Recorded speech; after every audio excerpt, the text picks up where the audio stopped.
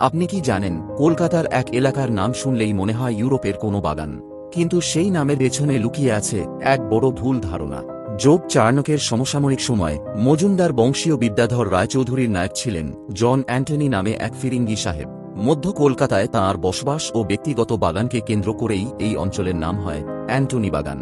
এই জন অ্যান্টনিরই পৌত্র ছিলেন কবিয়াল অ্যান্টনি ফিরিঙ্গি। তিনি ইউরোপীয় হয়েও বাংলা কবিগানের অমর নাম, কিন্তু অ্যান্টনি বাগানের প্রতিষ্ঠাতা নন।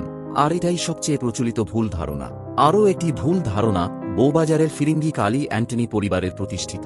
তবে ঐতিহাসিক কটন তাঁর ক্যালকাটা ওল্ড অ্যান্ড নিউ গ্রন্থে জানিয়েছেন শ্রীমন্ত ডোম এই কালী প্রতিষ্ঠা করেন। তিনি দীর্ঘ 70 বছর পূজারী ছিলেন এবং বসন্ত রোগীদের চিকিৎসা করতেন। তাই ফিরিঙ্গিরা সুস্থ হলে কৃতজ্ঞতায় এই কালীর পূজা দিত।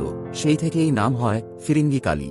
আর আমরা সঙ্গীত ও শিক্ষাতে এইভাবেই সিলেবাসের বাইরেও শিক্ষার্থীদের ইতিহাসের সত্যতা খুঁজে দেখতে শেখাই।